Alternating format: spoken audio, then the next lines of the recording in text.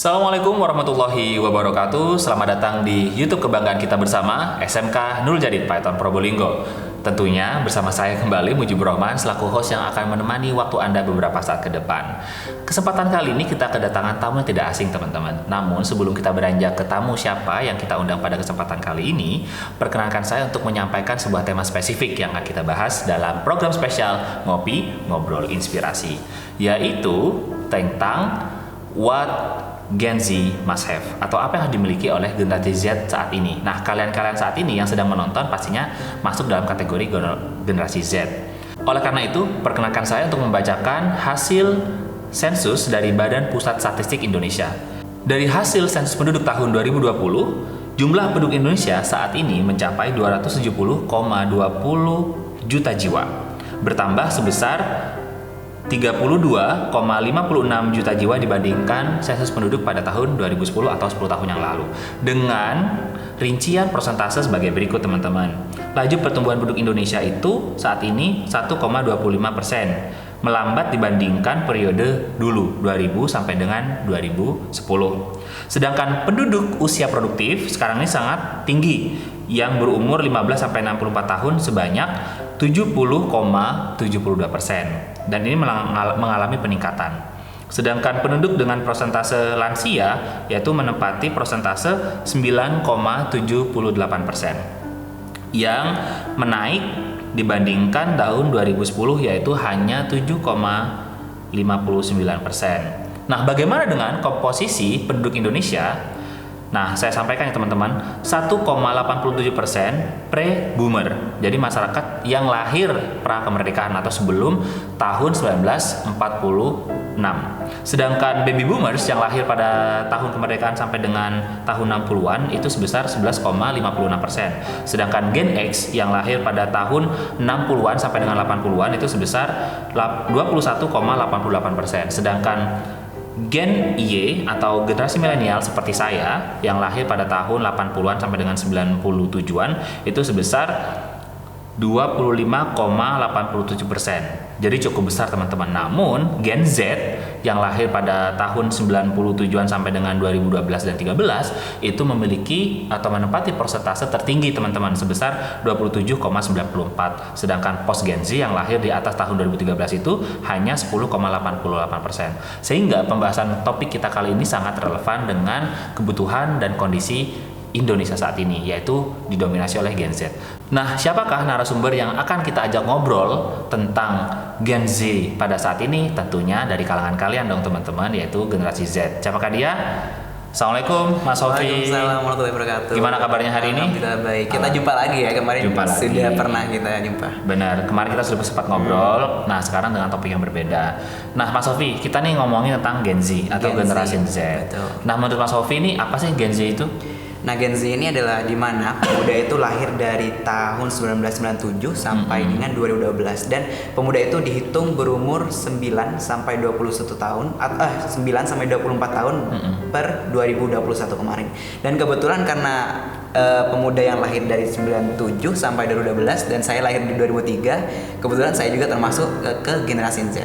Jadi bagi saya Gen Z ini memiliki keunikan tersendiri atau perbedaan yang berbeda yang dimiliki oleh Gen Z daripada generasi-generasi yang lainnya. Gitu. Karena hal tersebut Gen Z ini memiliki sebutan atau bandrolan lah ya, bisa dikatakan seperti itu, yaitu sebagai boundaryless generation. Jadi generasi yang minim akan batasan. Oke. Ya. Nah, ini betul sekali, teman-teman. Jadi Mas Sofi ini adalah dari Gen Z dan saya Gen X, di mana kita berseberangan beda generasi ya, tentunya. Namun kita bisa ngobrol santai seperti ini, bukti bahwa lintas generasi itu ternyata masih bisa berkomunikasi. Gen Z yang dulu dibilang katanya bisa sulit beradaptasi, sulit bisa memahami orang lain, ternyata tidak. Ternyata Gen Z itu kalau prosesnya benar dia bisa. Betul. Nah, ngomongin tentang perbedaan Gen Z tadi, tentang borderless generation atau boundaryless generation, di mana generasi yang tidak ada batasan. Nah, apa sih Mas maksudnya tentang generasi yang tidak ada batasan itu atau tidak dibatasi? Nah, tentang boundaryless generation ini saya pernah baca bukunya itu kalau gak salah yang nulis Ryan Jenkins. Judulnya itu adalah 4 Reasons Generation Z Will Be the Most Different Generations. Jadi di mana di buku itu membahas bahwasanya apa saja sih yang membuat generasi Z itu berbeda dengan generasi-generasi lainnya.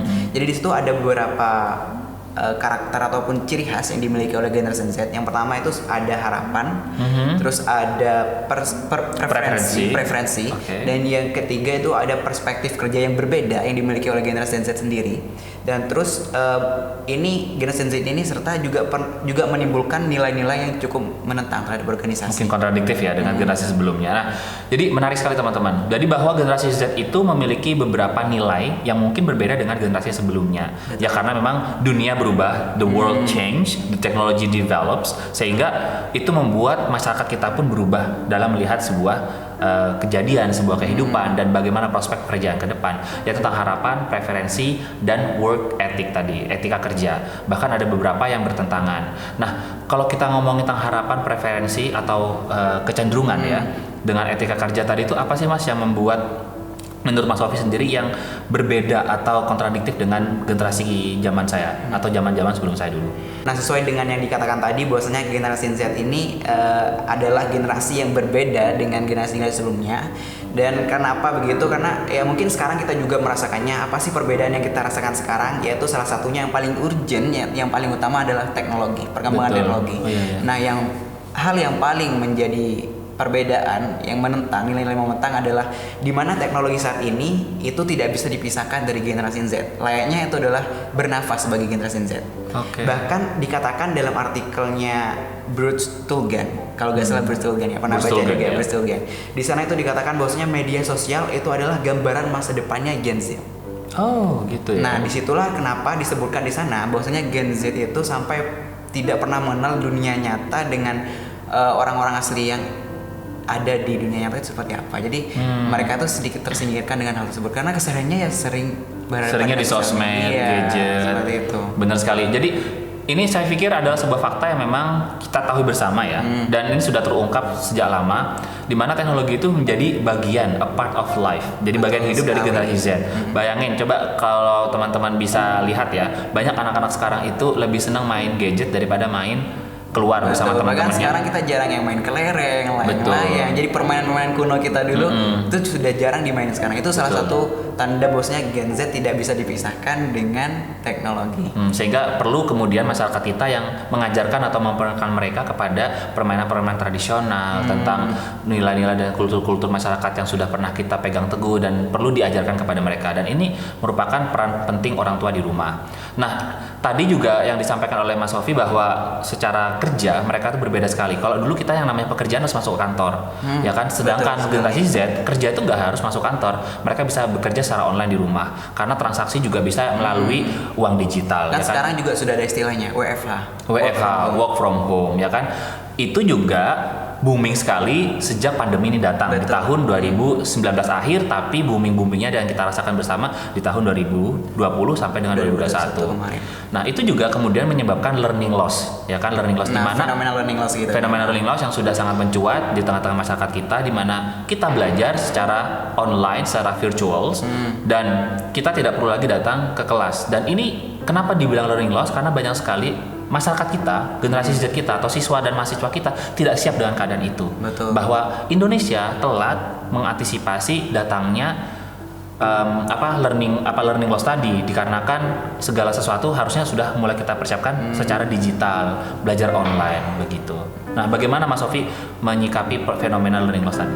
Nah, learning loss ini itu juga berhubungan sekali ya dengan bagaimana Gen Z bisa menghadapi perkembangan zaman ini. Padahal generasi Z itu di suatu artikel dikatakan bahwasanya generasi Z adalah merupakan generasi yang bisa mengandalkan atau bisa memanfaatkan perkembangan teknologi di setiap sendi-sendi kehidupan mereka. Nah, di situ berarti hal yang paling urgent bagi mereka dan yang paling utama adalah pendidikan.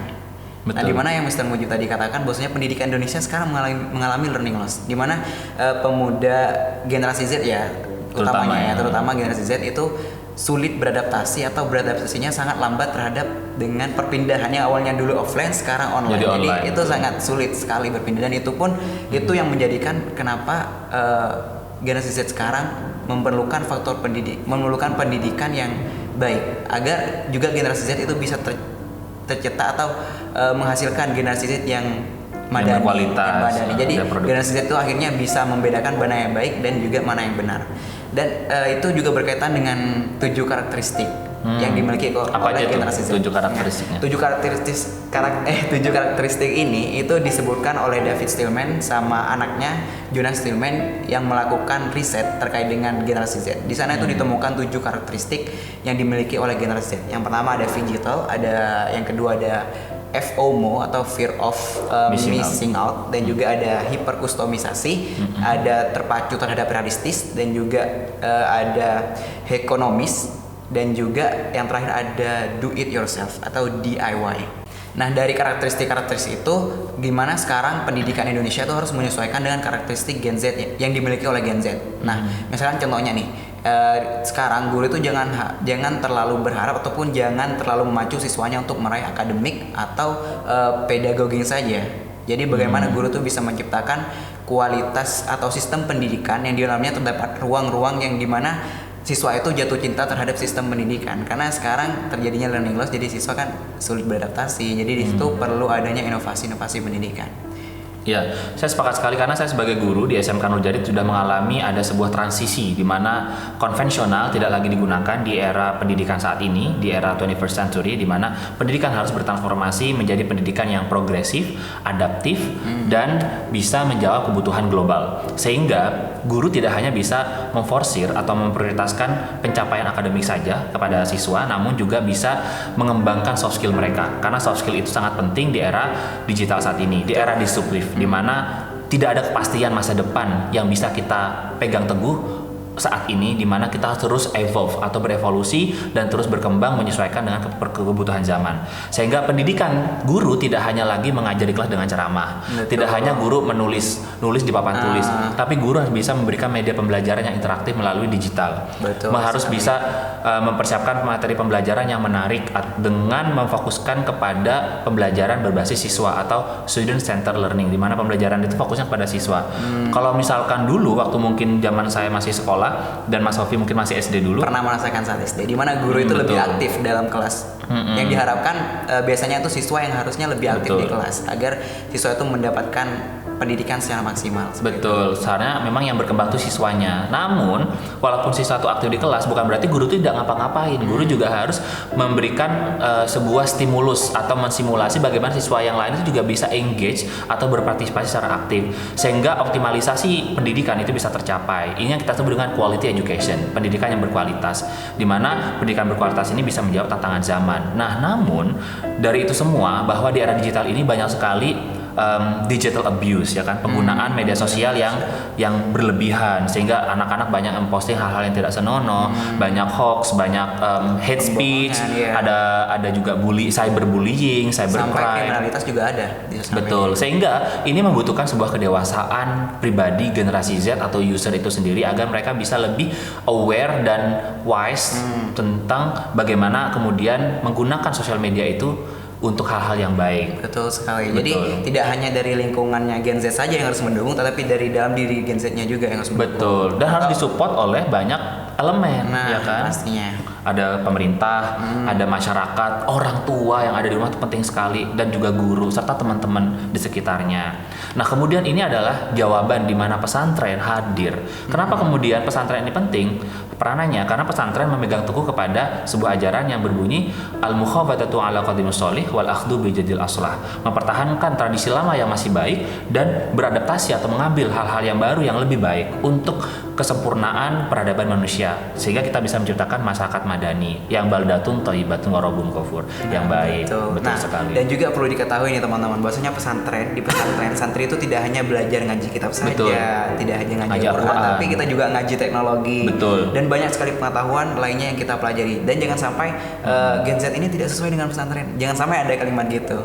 Karena kita di pesantren, dan buktinya kita sekarang bisa berdakwah melalui teknologi. Kita ada podcast hari ini itu juga karena teknologi. Dan malah di pesantren kita tidak hanya dilatih di fisik saja, tapi batin kita juga dilatih. Sebagaimana kita dilatih di batin, artinya keimanan kita itu bisa meningkat. Jadi sekarang yang dibutuhkan adalah tameng diri kita. Bagaimana kita bisa menamengi diri kita dari hal-hal seperti yang kurang baik lah di media sosial, itu sangat penting.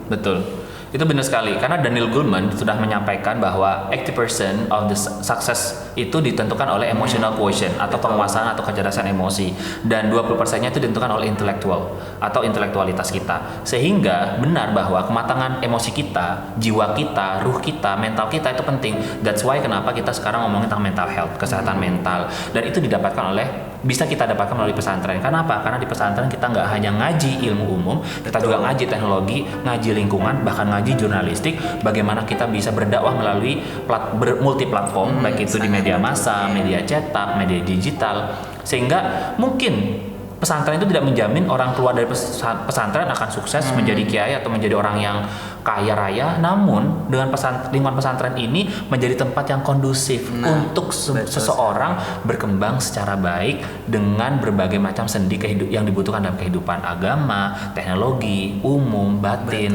Betul sekali. Bahkan di sini ada doa dari para kiai. Nah, itu sangat sesuai dengan karakteristik yang dimiliki oleh Gen Z. Yang dibutuhkan oleh Gen Z tadi. That's why kenapa pembahasan kita saat ini adalah what Gen Z must have, yaitu keseimbangan hidup dan keseimbangan kerja, bahwa tidak hanya ngomongin pendidikan teknologi, tidak hanya intelektualitas, namun ada keseimbangan spiritualitas, emosional, dan kehidupan yang lain, tentang keluarga, tentang karir, dan juga tentang pembelajaran. Dan saya rasa insya Allah itu sudah komplit ada di pesantren. Betul sekali. Oleh karena itu, ayo mondok, karena mondok itu keren. Maka cukup sekian dari kami teman-teman. Terima kasih sudah menonton di podcast kita di acara spesial Ngopi Ngobrol Inspirasi. Saya Mujibur Rahman dan saya Khofi. Kami undur diri. Akhirnya kami ucapkan Assalamualaikum warahmatullahi wabarakatuh.